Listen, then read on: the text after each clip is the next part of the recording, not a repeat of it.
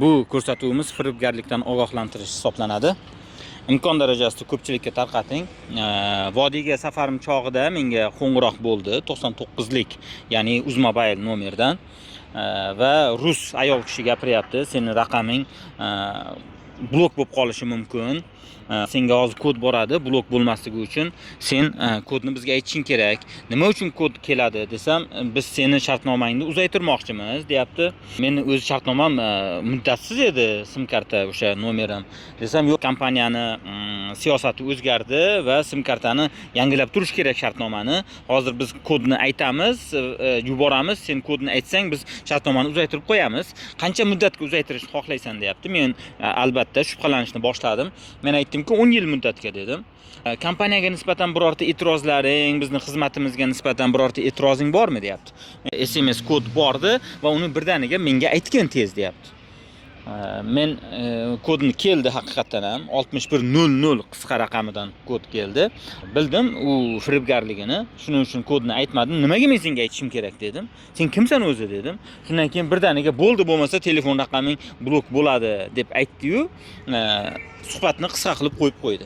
Hozir men o'sha raqamga telefon qilmoqchiman. Ko'pchilik men aytishadiki, o'sha raqamni boshqa bir raqamdan telefon qilishadi, qo'ng'iroq qilishadi deb. Men hozir aniqlamoqchiman, agar tushamanmi, yo'qmi. Hozir o'sha 99lik 272 va 4 ta raqamli nomerga telefon qilaman, o'sha bo'lgan nomerdan. Demak, meniki salkam 5 minut gaplashgan ekanmiz. Hozir qo'ng'iroq qilamiz.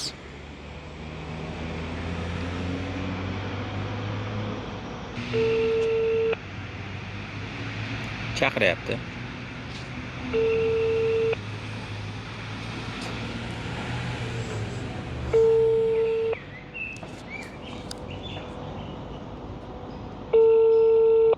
Ko'tarsa bo'ldi.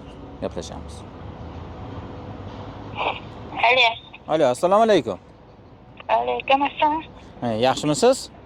Yaxshi, siz? Uzr, bu qaysi viloyatdan bu nomer?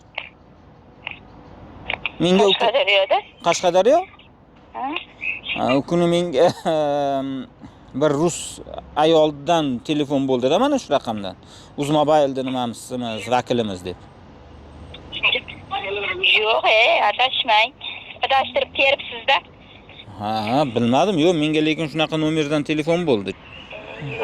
Yo'q, bu telefondan yo'q. Necha yildan beri foydalanasiz bu raqamdan? Men bir 6-7 oy bo'ldi-da, men ko'p bo'lgani yo'q. Ha. Bo'pti, mayli, uzr, rahmat, kechirasiz. Qashqadaryodan raqam. Demak, bilmadim bu nomerni qanday ular nima deydi, do'stup deyshadi-yu, do'stup olgan bu raqamga va bu raqam orqali qanday menga telefon qilyapti. Mana shu videoni ko'rayotganlar iloji bo'lsa ko'proq kishiga tarqatinglar.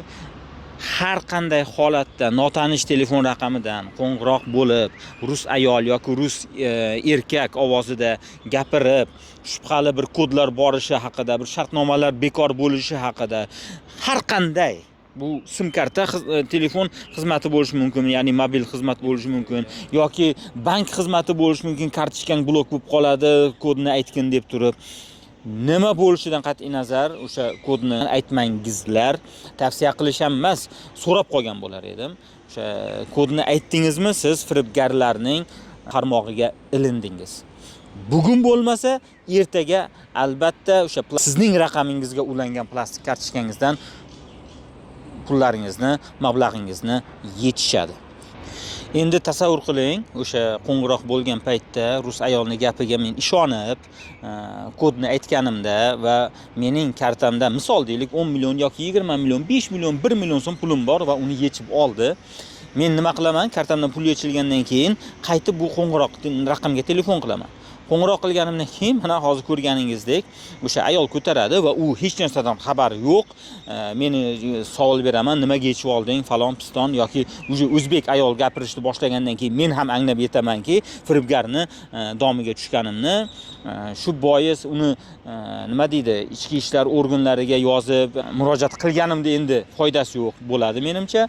Chunki pul Rossiyadagi kartaga yoki biror bir boshqa bir kartaga o'tib ketgan bo'ladi. Yana bir narsani aytishim kerak. Mana shu o'rinda O'sha ruscha murojaat bo'lib, ruscha qo'ng'iroq bo'lganda men u ruschani bilmayman, iloji bo'lsa, я не знаю русский язык, o'zbekchada gapirgin, na uzbekskim, пожалуйста deb mana shunaqa bir so'zlarni gapirish kerak bo'ladi. O'shanda ular birdaniga aloqani uzadi. Chunki ularning aksariyati o'sha bizning O'zbekistondan qo'ng'iroq qilishmaydi va aksariyati o'zbek tilini bilmaydi. Nima bo'lganda ham o'zimizni ehtiyot qilishimiz o'zimizni qo'limizda. Plastik kartalar bloklanadi deb aytishi mumkin. Ular bilasizmi, sizni xayolingizga kelmagan bahonalarni aytishi mumkin. Masalan, deylik, sening yaqining bor ekan, palonchi ekan, shu mana shu nomeringni bergan edi, u sendan iltimos qilyapti yoki avariyaga uchrab qoldi, falon edi, piston edi.